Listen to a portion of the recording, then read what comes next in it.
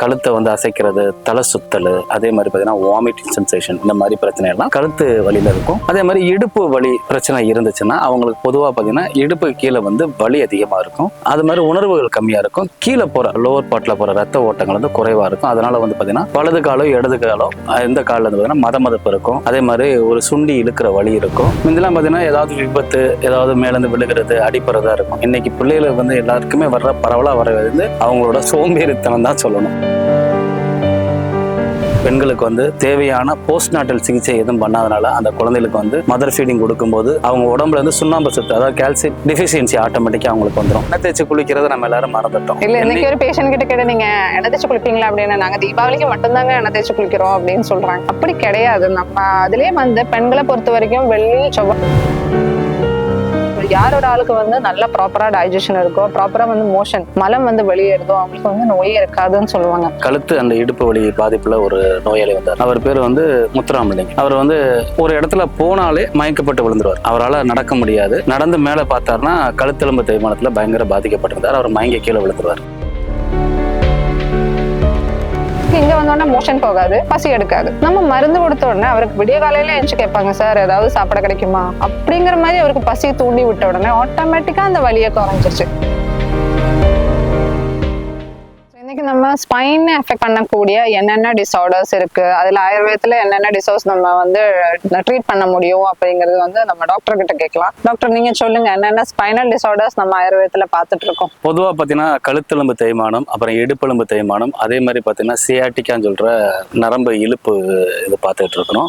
நிறைய பேஷண்ட்டுக்கு, அதாவது நம்ம வந்து டயக்னோஸ்டிக் வியூவில் பார்க்கும்போது பார்த்தீங்கன்னா அவங்களோட கழுத்து வந்து நம்ம ஸ்பைனை செக் பண்ணி பார்க்கும்போது அதில் பல்ஸும் தேய்மானமும் டிஸ்லொகேஷன்ஸ் எது இருந்தாலுமே நம்ம வந்து ப்ராப்பரா நம்ம பார்க்கும்போது தெரிஞ்சிடும். அதிகமாக வருது பார்த்தீங்கன்னா கழுத்து வலி தேய்மானமும், கழுத்து தேய்மானம், இடுப்பு தேய்மானம், அப்புறம் சியாட்டிக்கான்னு சொல்ற வந்து பேருநரம்பு பாதிப்பு நோயை தான் நாங்கள் நிறைய பார்க்குறோம். அதில் பெரும்பாலும் அஃபெக்ட் ஆகிறது பார்த்தீங்கன்னா ஆண்கள் தான் ஆவாங்க. அந்த வியாதியை பொறுத்த வரைக்கும் பார்த்தீங்கன்னா அவங்களால கழுத்தை வந்து அசைக்கிறது, தலை சுத்தல், அதே மாதிரி பார்த்தீங்கன்னா வாமிட்டிங் சென்சேஷன், இந்த மாதிரி பிரச்சனை எல்லாம் கழுத்து வலியில இருக்கும். அதே மாதிரி இடுப்பு வலி பிரச்சனை இருந்துச்சுன்னா அவங்களுக்கு பொதுவாக பார்த்தீங்கன்னா இடுப்பு கீழே வந்து வலி அதிகமாக இருக்கும். அது மாதிரி உணர்வுகள் கம்மியாக இருக்கும். கீழே போகிற லோவர் பார்ட்டில் போகிற ரத்த ஓட்டங்கள் வந்து குறைவா இருக்கும். அதனால வந்து பாத்தீங்கன்னா வலது காலோ இடது காலோ எந்த காலில் வந்து பாத்தீங்கன்னா மதமதப்பு இருக்கும். அதே மாதிரி ஒரு சுண்டி இழுக்கிற வலி இருக்கும். குதிகால் வரைக்கும் அந்த வலி வந்து பரவி பொதுவா வந்து அதனால அவங்களால நடக்கவும் குனியவும் சிரமப்படுவாங்க. நைட்டு வந்து நேரா படுக்க அவங்களால முடியாது. அதே மாதிரி பேக் பெயின் வந்து அதிகமா லேடிஸ்க்கு தான் நம்ம பார்க்க முடியும், நெக் பெயினை விட. ஏன்னா பேக் பெயின் ஆஃப்டர் டெலிவரி, அந்த சிசேரியன் செக்ஷன் முடிஞ்சவங்களுக்கு அதை வந்து அதிகமா தெரியுது இப்போதைக்கெல்லாம். ஸோ முன்னாடி எல்லாம் பேக் பெயின் அப்படின்னா நம்ம சின்ன வயசுலேயே பேக் பெயின் அப்படின்னு சொல்ற அளவுக்கு இப்ப வந்து 20 years 23 yearsல எஃபெக்ட் ஆகுது. முன்னாடி எல்லாம் ஒரு 50 years அதுக்கு மேல, இல்லைன்னா அட்லீஸ்ட் 40 yearsக்கு மேலதான் நம்ம பேக் பெயினே சொல்ல முடியும். இப்போ வந்து ரொம்ப டீனேஜ்லயே வந்து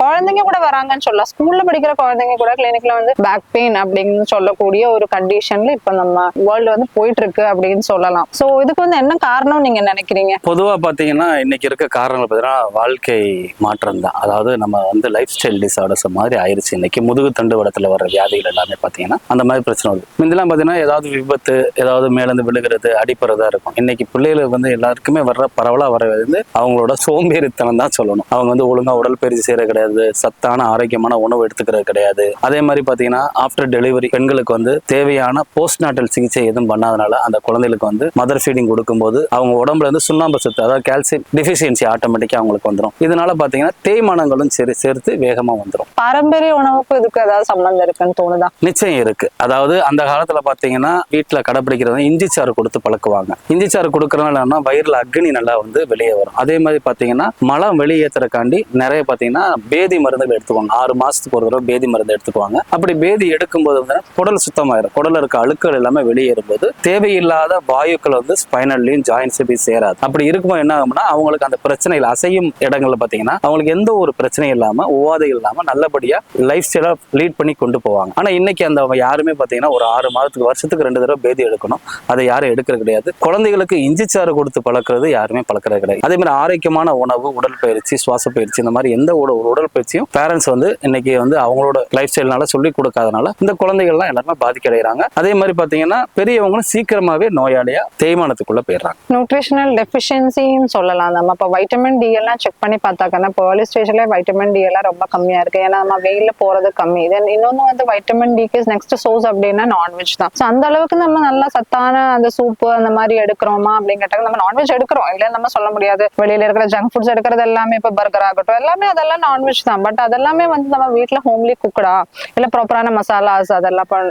ஈஸியா டைஜஸ்ட் ஆகுற மாதிரி மசாலாஸ் போடுறோமா? ஸோ அதெல்லாமே நம்ம இதுக்கு கான்ட்ரிபியூட் ஆகுது. ஸோ வைட்டமின் டி அடிக்கடி செக் பண்றதும் வந்து இந்த ஸ்பைனல் ப்ராப்ளம் வராது, கொஞ்சம் அந்த டீஜெனரேஷன் வராம இருக்கிறதுக்கு கொஞ்சம் ஹெல்ப்ஃபுல்லா இருக்கும்னு எனக்கு தோணுது. அதே மாதிரி எல்லாருமே வீட்டுல சமைச்சு சாப்பிடுற அந்த உணவுகள் எடுத்தாலே வந்து பாதி இதுல இருந்து நம்ம வெளியே வந்துடலாம். மேக்சிமம் எல்லாருமே இந்த வெளியே ஜங்க் ஃபுட்ஸ் அவாய்ட் பண்ணி அந்த untimely food unhealthy eating habits அதெல்லாம் குறைச்சிட்டாலே வந்து ஸ்பைனல் ப்ராப்ளம் நிறைய குறையும் நமக்கு தோணுது. ஏன்னா பேஷண்ட்ஸ் பார்க்கும்போதும் நமக்கு அந்த காசஸ் அப்படின்னு பார்த்தாங்கன்னா அப்படிதான் இருக்கு. எண்ணெய் தேய்ச்சி குளிக்கிறது நம்ம எல்லாரும் மறந்துட்டோம். இல்ல இன்னைக்கு ஒரு பேஷண்ட் கிட்ட கேட்ட நீங்க எண்ணெய் தேய்ச்சி குளிப்பீங்களா அப்படின்னு, நாங்க தீபாவளிக்கு மட்டும்தாங்க எண்ணெய் தேய்ச்சி குளிக்கிறோம் அப்படின்னு சொல்றாங்க. அப்படி கிடையாது. நம்ம அதுலயே வந்து பெண்களை பொறுத்த வரைக்கும் வெள்ளி செவ்வாய் வந்து எண்ணெய் தேய்ச்சி குளிக்கணும். அதே மாதிரி ஆண்களை பொறுத்த வரைக்கும் புதன் சனி அதுதான் அவங்களுக்கு நல்ல பாடி ஃபுல்லா நல்லெண்ணெய் தேய்ச்சி குளிச்சுக்கணும். பட் அது வந்து மறந்துட்டோம். ஏன்னா நல்லெண்ணெய் தேய்ச்சி குளிக்கிறதுனால வெளியே இருந்து உங்களுக்கு கிடைக்கிற எல்லாமே பார்த்தீங்கன்னா சுண்ணாம்பு சத்து அதுலயே கிடைக்கும். உங்களுக்கு ஜாயின்ஸுக்கு தேவையான ஃபிளெக்சிபிலிட்டிக்கு வந்து அசைவும் தன்மைக்கு வந்து பார்த்தீங்கன்னா சுரக்கும்.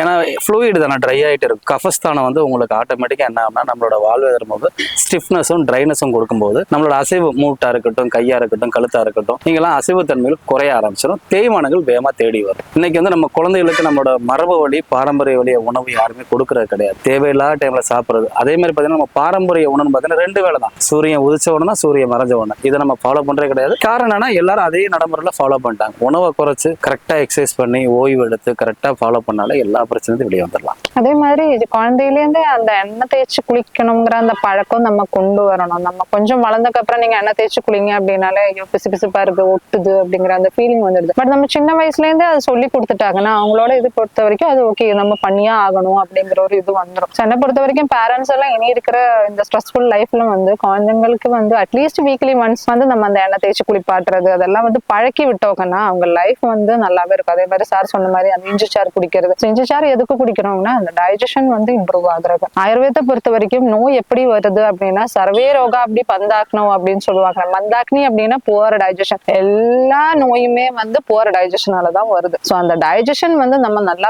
யார் ஒரு ஆளுக்கு வந்து நல்லா ப்ராப்பரா டைஜஷன் இருக்கோ ப்ராப்பரா வந்து மோஷன் மலம் வந்து வெளியேறுதோ அவங்களுக்கு வந்து நோயே இருக்காதுன்னு சொல்லுவாங்க. ஸோ இது ரெண்டுல எப்ப ப்ராப்ளம் வருதோ அப்பதான் வந்து நோய் உருவாகுது. அதே மாதிரி பாத்தீங்கன்னா இப்ப சமீபத்துல ஒரு இந்த கழுத்து அந்த இடுப்பு வலி பாதிப்புல ஒரு நோயாளி வந்தார். அவர் பேர் வந்து முத்துராமலிங்க. அவர் வந்து ஒரு இடத்துல போனாலே மயக்கப்பட்டு விழுந்துருவார். அவரால் நடக்க முடியாது. நடந்து மேல பார்த்தாருன்னா கழுத்தெலும்பு தேய்மானத்துல பயங்கர பாதிக்கப்பட்டிருந்தார். அவர் மயங்க கீழே விழுந்துருவார். அவர் வந்து ஒரு எலக்ட்ரிஷியனா வேலை செய்யறாரு. அது கான்ட்ராக்ட் வேலை பார்க்கறாரு. அவருக்கு பாத்தீங்கன்னா வந்து எந்திரிச்சு நடக்க முடியல. அவரோட day to day routine work அதாவது பாத்ரூம் போறது அவர் அன்றாட செய்யற பிரச்சனையிலே சிரமப்பட்டு இருந்தார். அவர் வந்து எனக்கு டாக்டர் இந்த வியாதியில ரிசல்ட் வெளியே கொண்டு வரீங்க 10 நாள்ல சரி பண்ணிக்கலாம் சார், உறுதியா சரி பண்ணிக்கலாம் அப்படின்னு சொல்லி அவர் வந்து என்கிட்ட வந்து மருந்து வாங்கினாரு. நான் சொன்னேன் ஒரு 10 நாள் மருந்து சாப்பிடுங்க, கொஞ்சம் பலம் கிடைக்கட்டும், சரீர பலம் கிடைக்கட்டும். சரீர பலம் கிடைச்சாதான் நம்ம சிகிச்சை செய்ய முடியும். சிகிச்சை செய்யும் போது உங்களுக்கு அதுக்கு தேவையான பலம் உங்களுக்கு கிடைக்கும். நரிஷ்மெண்ட் வந்து உங்க போனுக்கு போய் சேரும். அப்ப நம்ம ட்ரீட்மெண்ட் பண்ணும்போது நம்ம வந்து கரெக்டா அதுல இருந்து நம்ம ப்ராப்பரா போய் சேரும் அப்படின்னு சொல்லி அவருக்கு 10 நாள் சிகிச்சை கொடுத்தோம். அவருக்கு வந்து 4வது நாளே அவருக்கு இருந்த எல்லா வலியும் எல்லா பிரச்சனையும் வெளியேறி நாங்க சொன்ன மாதிரி யோகா பிராக்டிஸ் அவர் அந்த ட்ரீட்மெண்ட் சைடு அந்த தெரப்பி சைட்ல எங்களுக்கு பஞ்சகர்மா கரெக்டா பண்ணனால அவர் 8வது நாளே அந்த வியாதியிலிருந்து வெளியிட்டார். பயங்கரமான சியாட்டிக் ஆபரேஷன். அதே மாதிரி பாத்தீங்கன்னா பலகீனமான நோயாளியா இருந்தாரு. போகும்போது நல்லா ஆரோக்கியமா 2 கிலோ ஏறி நல்லபடியா சந்தோஷமா நல்லபடியா வெளியேறினார். இதுல ஒரு பாயிண்ட் ஆட் பண்ணணும்னு எனக்கு என்ன தோணுச்சுன்னா அவருக்கு சுத்தமா பசி இருக்காது. ஏன் பசி இருக்காது அப்படின்னா ப்ராபப்ளி இந்த கார்பெண்டர்ஸ் இல்ல எலக்ட்ரிஷியன்ஸோட ருட்டைன் எப்படி இருக்குன்னா கரெக்டா சாப்பிட மாட்டாங்க. ஒரு டீ ஒரு வடை இருந்தாலே அவங்க வந்து சமாளிச்சுக்குவாங்க. ஸோ ஆட்டோமேட்டிக்கா இந்த டீ வடை அப்படிங்கிற போது என்ன ஆகுனா அந்த டைமுக்கு சாப்பிட பசி இருக்காது. டீ சாப்பாடுங்கிறது அவங்க சாப்பிடவே மாட்டாங்க. அந்த டீ வடையிலே ஒட்டிக்குவாங்க. ஸோ புவர் டைஜஷன்ங்கிறது அங்கேயே செட் ஆயிடுச்சு. ஸோ அவருக்கு இங்க வந்தோடனே மோஷன் போகாது, பசி எடுக்காது. நம்ம மருந்து கொடுத்த உடனே அவருக்கு விடிய காலையில எழுந்து கேட்பாங்க சார் ஏதாவது சாப்பிட கிடைக்குமா அப்படிங்கிற மாதிரி அவருக்கு பசி தூண்டி விட்ட உடனே ஆட்டோமேட்டிக்கா அந்த வலியை குறைஞ்சிருச்சு. ஸோ அவரால் உருவாக்கப்பட்ட ஒரு வியாதி தான் இந்த பேக் பெயின் அப்படின்னு சொல்லலாம். மேடம் சொன்னதுல ஒரு பாயிண்ட் இருக்கு. அதே மாதிரி என்ன பாத்தீங்கன்னா அவருக்கு வந்து செக் பண்ணும்போது ஃபர்ஸ்ட் டைம் நான் ஃபுல்லா அவரை ஸ்பைனை மட்டும் செக் பண்ணேன். அதுக்கப்புறம் ட்ரீட்மெண்ட் டைம்ல அவரை பார்க்கும்போது ஆசன வாயை சுத்தி டேக் அதிகமா இருந்துச்சு. ஃபுல் பாத்தீங்கன்னா ஒரு 4-5 இடத்துல டேக். அவருக்கு பைல்ஸ் வந்து ஹெவியா இருந்துச்சு. இந்த டைம்ல வந்து அதை நாங்க கண்டுபிடிச்சனால அவருக்கு வந்து அவருக்கு அது சொல்லவே தெரியல.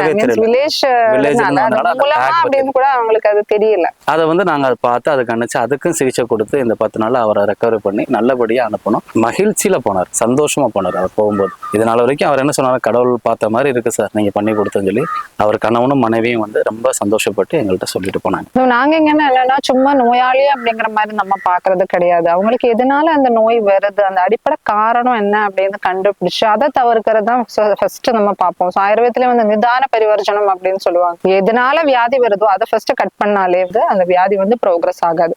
ஸோ ஃபர்ஸ்ட் நாங்க அதுலயே தான் கான்சென்ட்ரேட் பண்ணுவோம். நெக்ஸ்ட் தான் டீடாக்சிஃபை பண்ணுவோம். ஸோ என்ன அவங்களுக்கு அந்த டாக்ஸின் செட் ஆயிருக்கும் அந்த டாக்ஸின்ஸை ஃபுல்லா வெளியே எடுத்துருவோம். அதுக்கப்புறம் தான் நெக்ஸ்ட் ட்ரீட்மெண்டே ஸ்டார்ட் பண்ணுவோம். ஸோ இன்டர்னலியா இருக்கட்டும் எக்ஸ்டர்னலியா இருக்கட்டும் ஃபர்ஸ்ட் இந்த பியூரிஃபிகேஷன் ப்ராசஸ், அதே மாதிரி நிதான பரிவர்ஜனம் அந்த காசை கட் பண்றதுக்கு அப்புறம் தான் நம்ம ட்ரீட்மெண்டே பண்ணுவோம். ஸோ அதனால வந்து ரிசல்ட்ஸுமே நல்லா நம்மளால கொடுக்க முடியுது. அந்த ஒரு ஸ்பெசிஃபிக் டைம் சொன்னாங்கன்னா அந்த டைம்லயே நம்மளால அந்த ரிசல்ட் கொடுக்க முடியுது. அதாவது கழுத்தெலும்பு தேய்மானம், இடுப்பெலும்பு தேய்மானம், சயாட்டிக்கா, ஆங்கிலோசிஸ், ஸ்பாண்டிலோசிஸ் இந்த மாதிரி எந்த ஒரு பிரச்சனையா இருந்தாலும் பயப்பட வேணாம், நிரந்தர தீர்வு இருக்கு. அதுல இருந்து நம்ம வெளியே வந்துடலாம். இதெல்லாம் நம்ம வந்து லைஃப் ஸ்டைல் டிசார்டர்ஸ்ல கொண்டு வரலாம். நம்ம வாழ்வியல மாத்திக்கிட்டாலே எல்லா வியாதியும் சரியாயிரும். தைரியமா எங்கள்கிட்ட நம்பி வாங்க.